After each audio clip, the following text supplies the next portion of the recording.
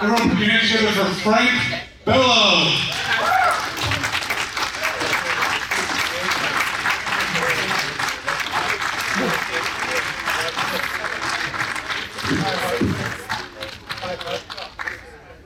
I have no idea. My first time using a mic, guys, sorry. Thank you all for being here. I have no idea what the hell I'm doing here. I'm a guitar player, Scott. And all that beard. He was supposed to be here with me and do most of the talking. As he does. Anybody ever see Scott and me just doing an interview together? Scott doesn't want to talk, right? He doesn't want to talk. So this is my time. This is my kid. I was born for this day. Oh yeah, I play it, most of you don't know, I play this band called Anthrax, little band. It's a weekend gig. We do weekends, guys. We do weddings. If you guys want, no problem, anytime. You're getting married 20 days from right now, 20 days from today, right? These two are getting married 20 days from now at an Iron Maiden show in London. Oh, that's the honeymoon? Even better. You're going to invite Maiden into the, oh, whatever, no pun. I'm not going to start that. It's all good. So, we're going to start here. I guess it's like a Q&A thing, right? Yeah, absolutely. If you have questions, please feel free to line up over here. I have a question for you. I'm ready. I understand you were at first a roadie. Yes, you know. And then, yeah. And people like to say, now I can't say the word roadie. Did you know, you guys know this? People don't like the term roadie anymore. Now you're a technician because people get pissed off. It's like, I'm not a roadie, dude. That's below the, I'm a technician. I guess, because when I did it for Anthrax, I was a roadie. I was at first record, Anthrax, here's what happened. I was 17, 18 years old. Anthrax was coming out the record. I was friends with these guys. They had no money for a crew or for people to change their strings. So I was friends with them. I would just hang out. I literally hang out with them and do a horrible, horrible job at making their guitars sound good. I barely knew how to change strings. I barely knew sound. I knew nothing. I was a young Guido from the Bronx, and I went and just tried to help them as much as I can. That's pretty much what happened. And it turned into a gig. They were auditioning bass players because I was friends with them. I heard they were auditioning bass players. So as you guys know, Charlie Benanti, the drummer of Anthrax, is my uncle. Do you guys know that? You guys knew that? So it was an easy slide in because he got me the audition. So it worked out pretty nicely. And look, I knew the songs, so it was pretty easy. So I did that. From a roadie, I became the bass player. And 40 years later, here I am. That's what's going on. That is awesome. Yeah. So who has questions? Come on. I like them all. You're going to go first? Yeah, he's going to come over here. And is that first. what happens? Oh, so you guys go over there and take the questions. Wouldn't it have been easier if we had a microphone stand for a mic, right? So, you guys just take the jog over there, do a couple of laps, and then come around, okay? Good to go. This is a great production we got here. Only the best for Frank Bello. That's the way it works, yeah. All right, my first question is, Yeah. there's been rumors for the last few years, your former singer John Bush is talking about doing a solo tour with Paul Crook on guitar and maybe some other musicians doing some Anthrax songs from his era. I heard that.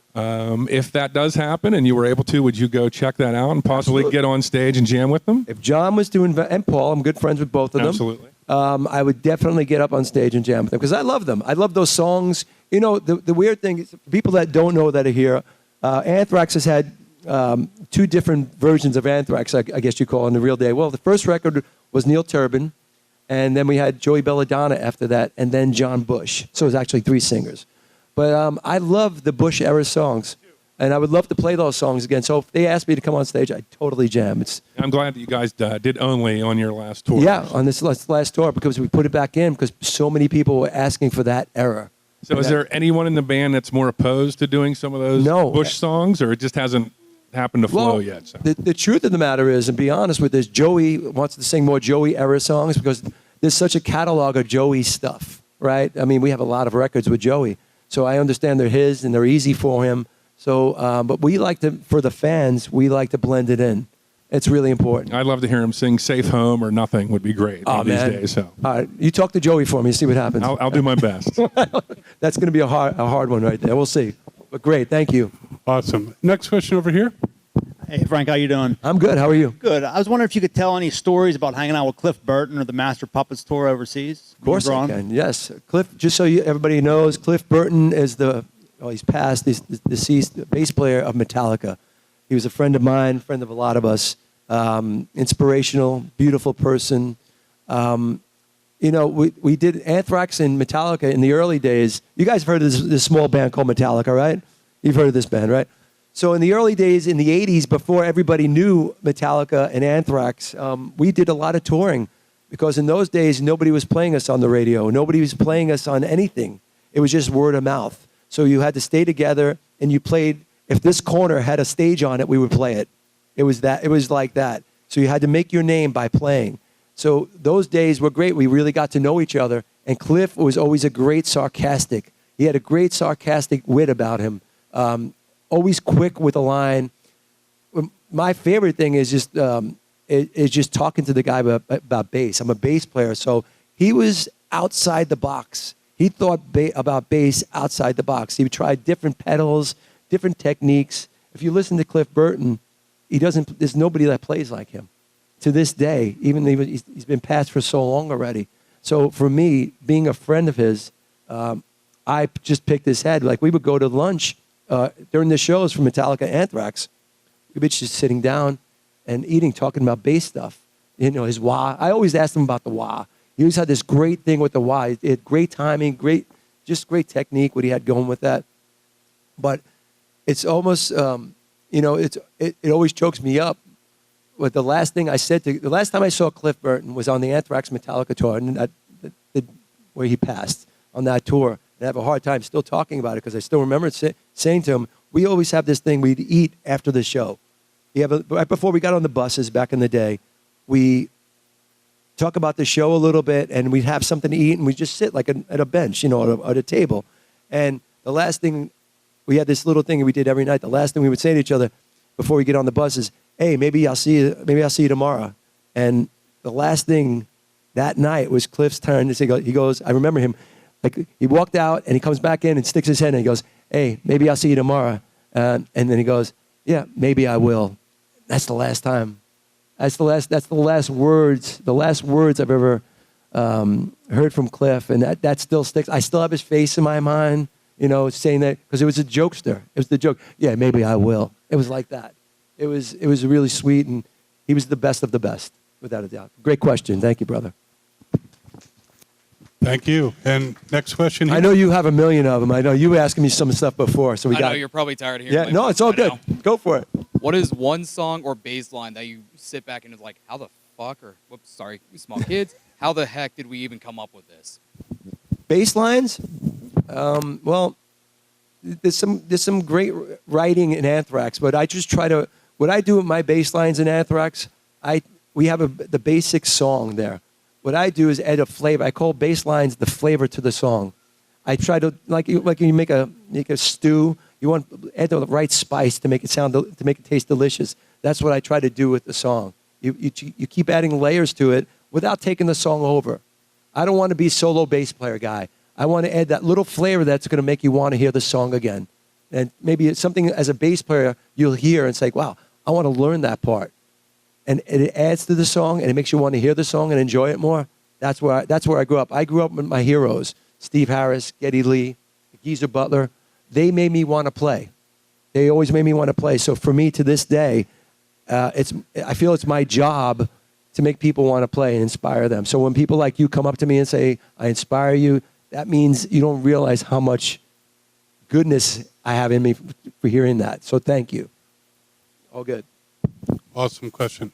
Next. Hi, my name is Augie. Augie? Augie. So did the Orioles win their opening day?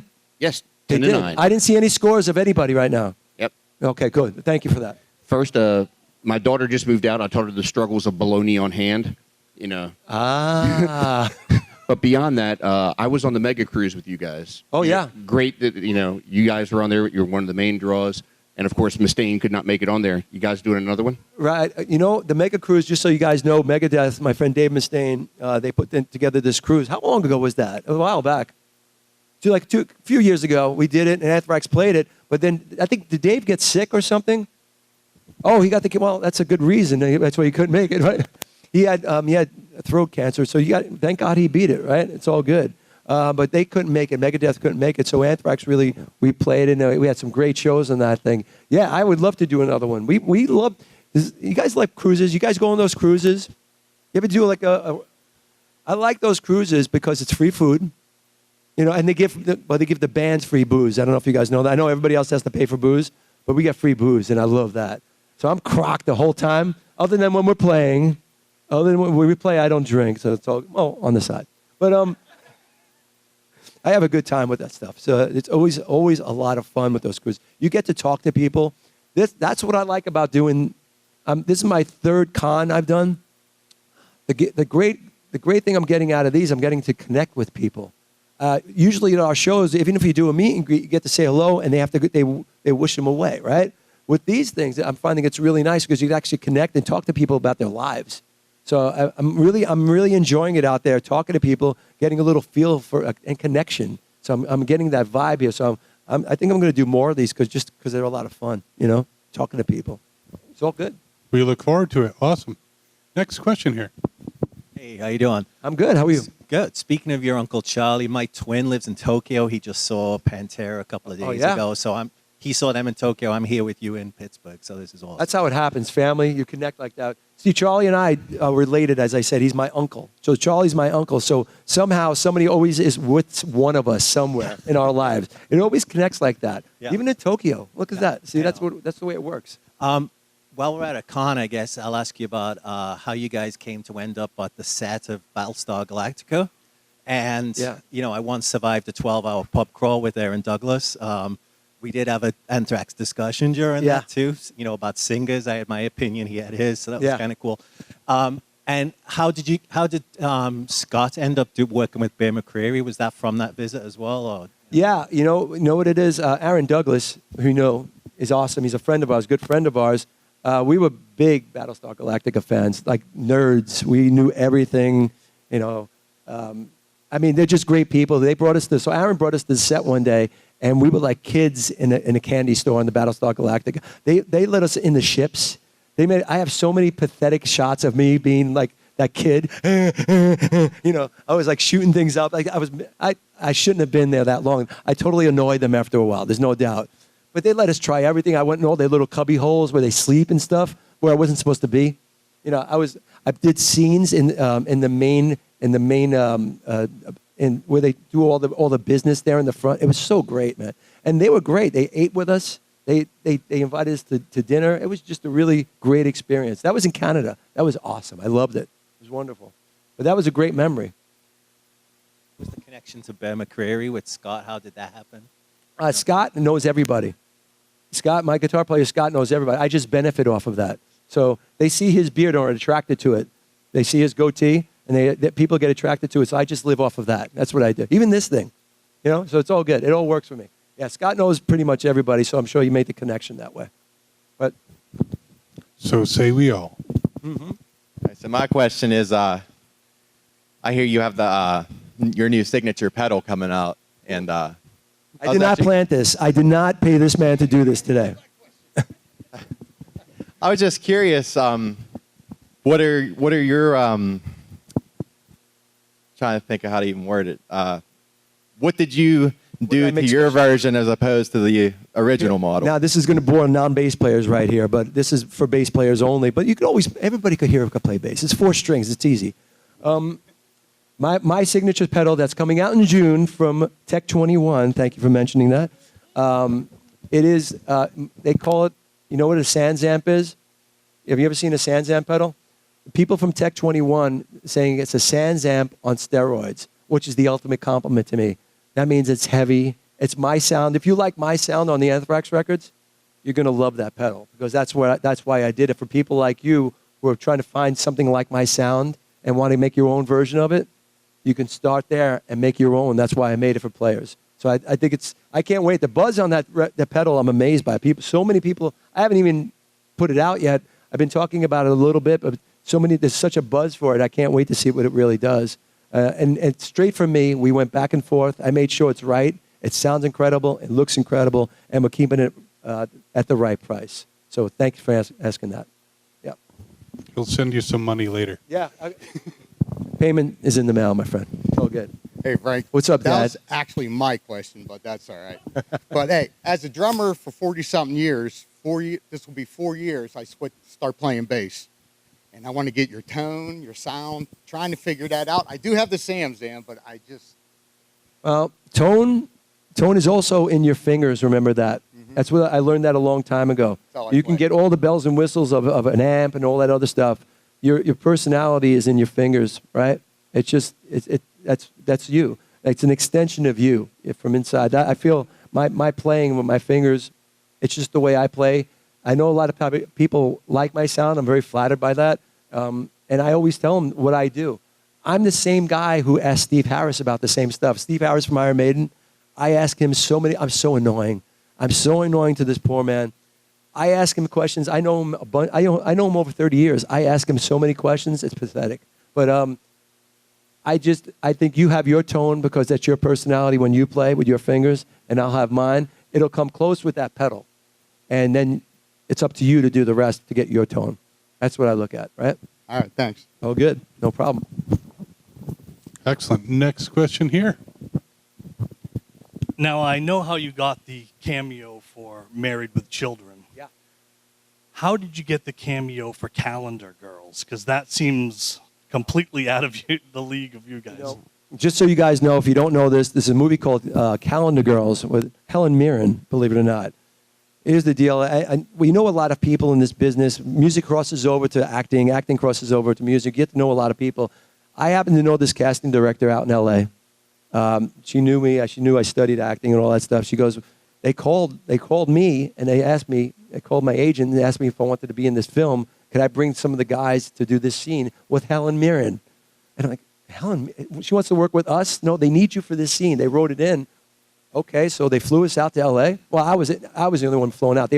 Scott and John were in L.A. already. So they flew me out. I went out and we did this great scene. And my favorite thing was one of the ladies, I won't mention her name, but she was the one that asked me, you guys know where we can get some weed?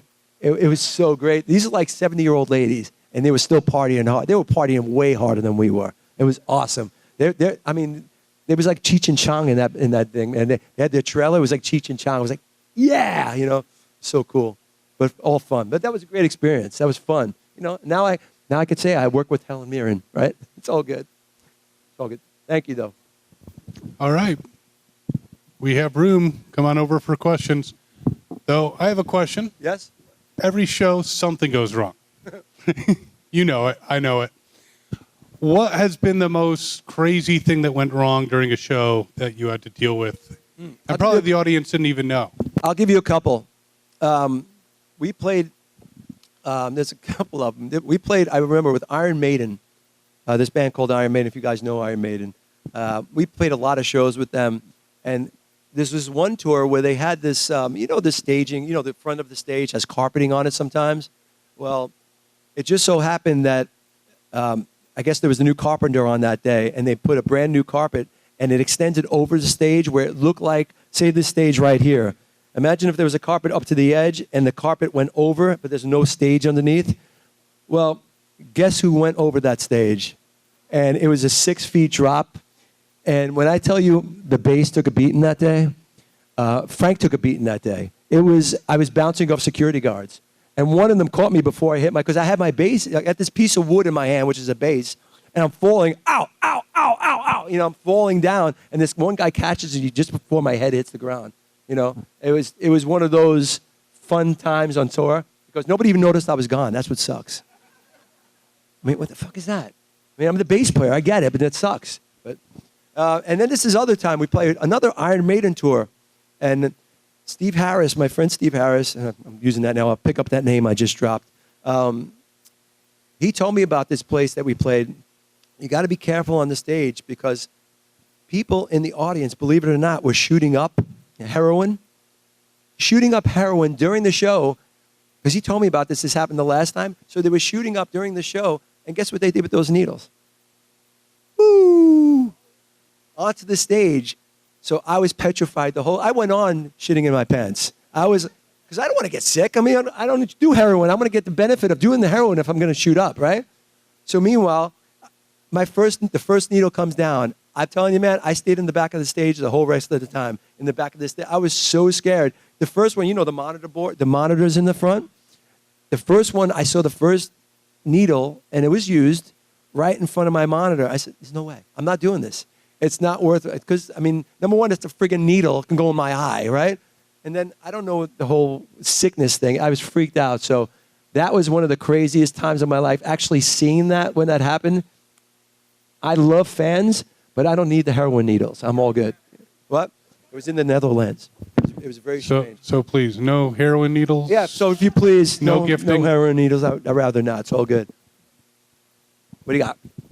I was wondering if you have any word on, or anything you can divulge us about a new album as far as release date or anything? You or said, sound I can't hear you. Oh, as far as the new album, yeah. Do you have, is there a set release date or direction? Here's what happens when, you tell us about? yeah. Oh, you got more?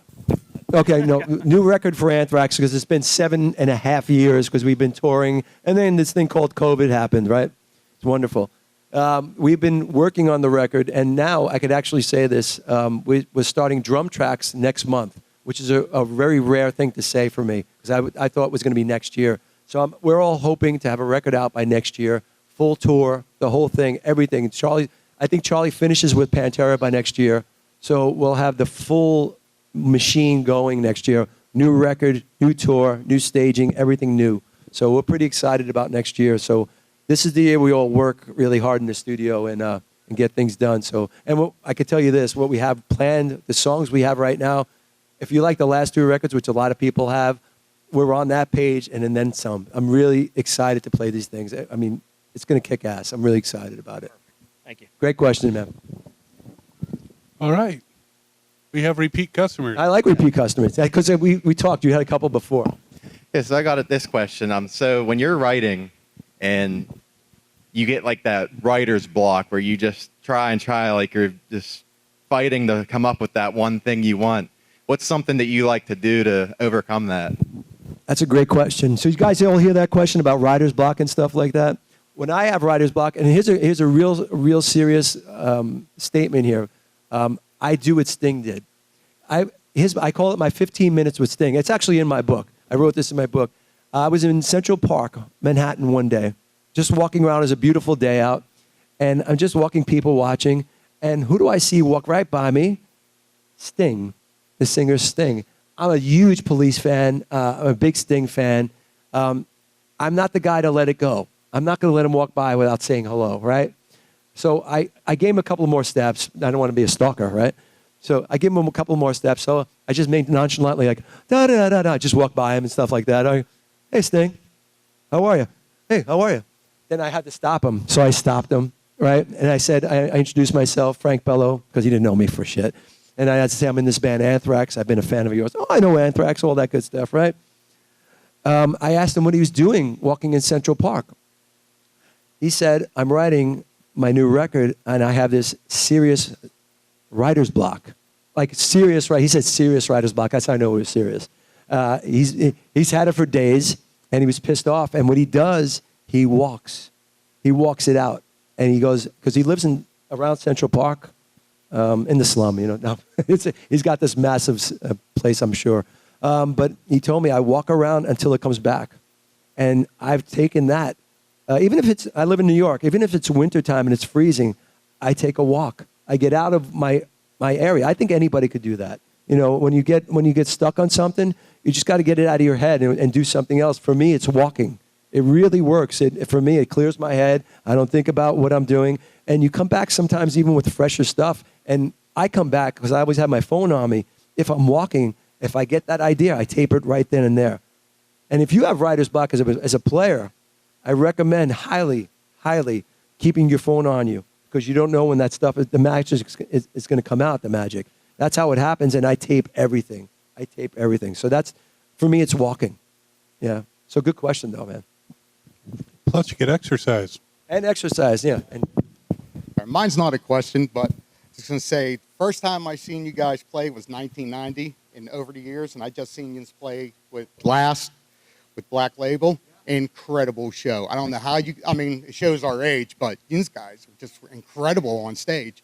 You personally were just, it was just crazy watching you. I understand why you fell off stage. I'm surprised it hasn't happened more because I'm clumsy. I'm clumsy. You know what happened to me yesterday? You want to talk about clumsy? You want to hear this?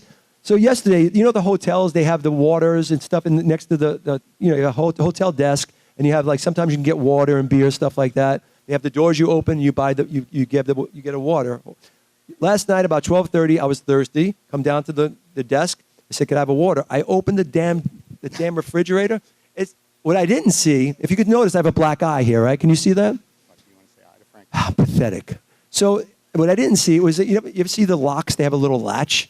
Well, apparently, I opened the damn thing, didn't see it coming, but all of a sudden, boom, and I was spaced out for it. I said, "Oh, this is bad," because I thought I was knocked out for a second because I did it hard, and I was thinking, all right, this is great. Tomorrow's pictures, all this good stuff, and I have a black. So I don't know if you guys noticed the black eye. Okay, because I look tough, right? I look tough. I want to say that I had a big brawl last night, but it was a freaking water case. That's what it was.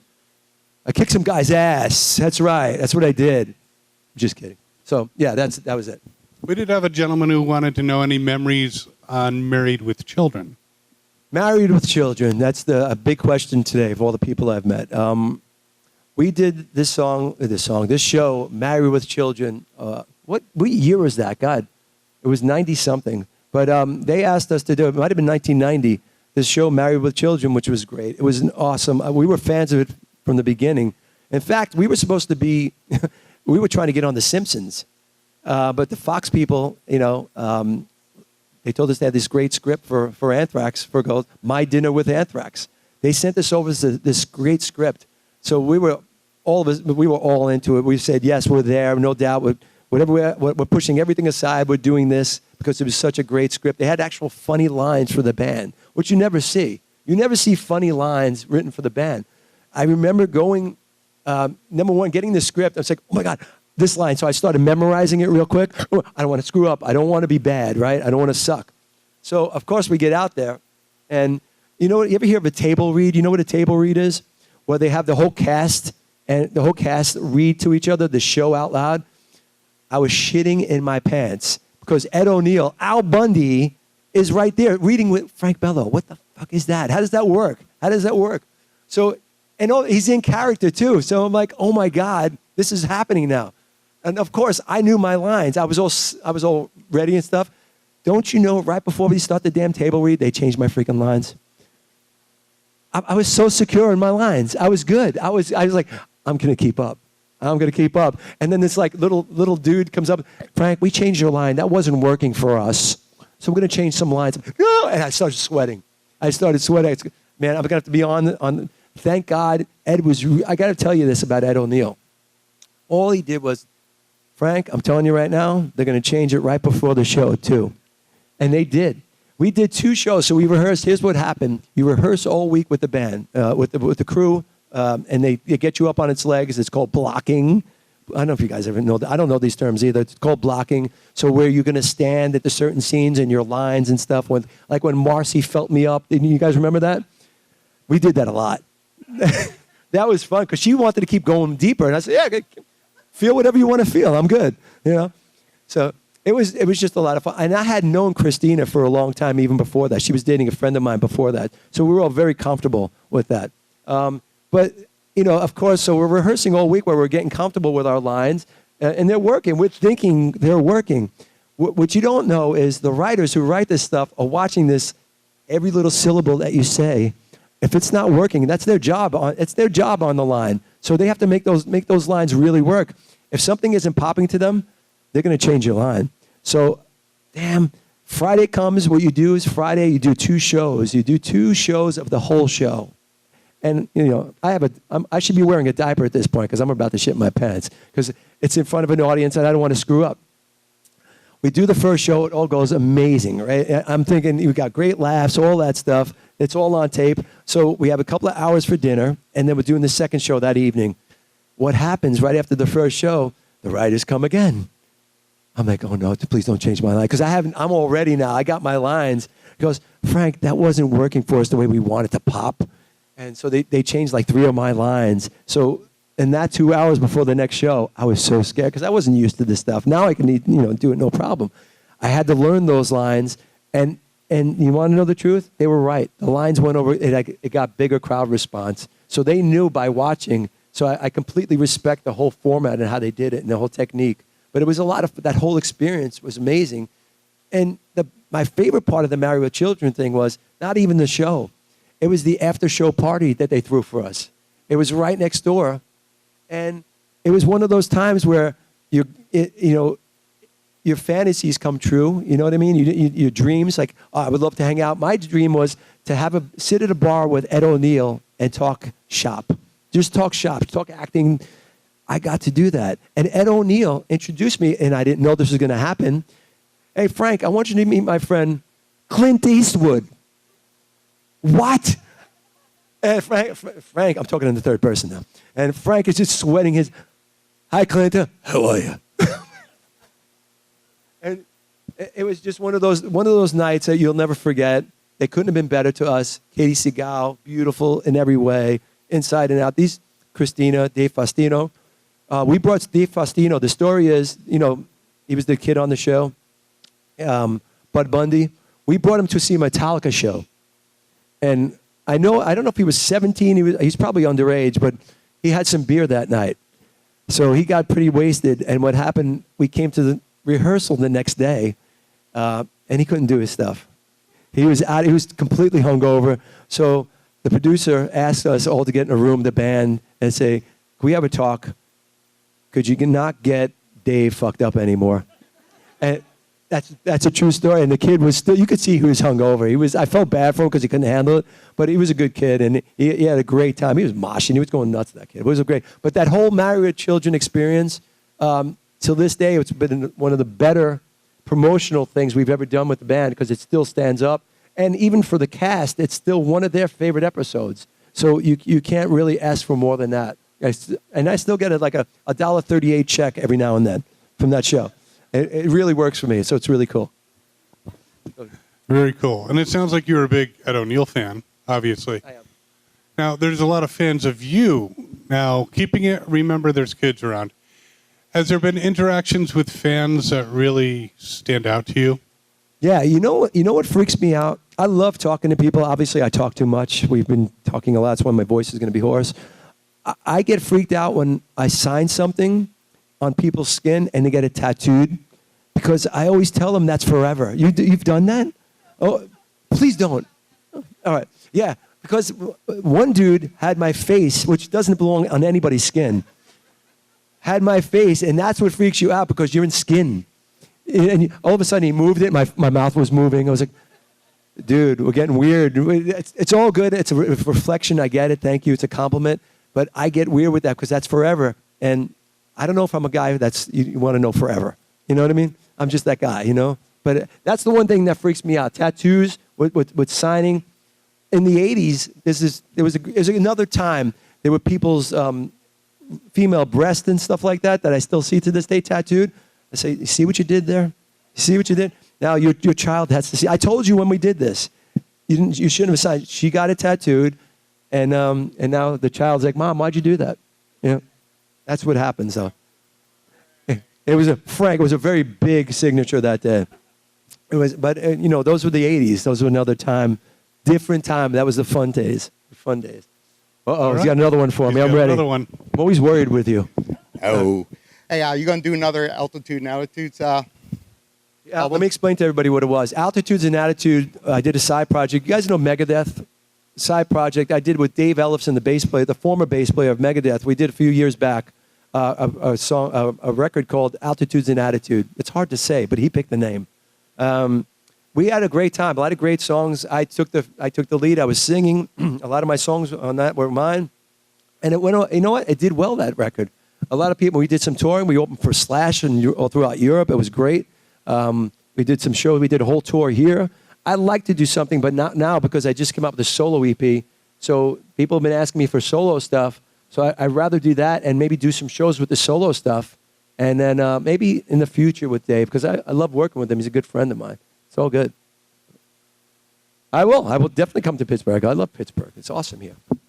Well, Frank, thank you so much. It has been an absolute pleasure having you here. This was awesome. I love this. I didn't expect so many people, so thank you guys for being here. And you know what I do, and thank you for all being here. I really appreciate it. Please, everyone, visit him at his table. Give him a big round come on of the table, applause. hanging out. Thank you, guys. Thanks for being a fan. I really appreciate it. It means a lot to me. I'll see you at the bar. That video was delicious.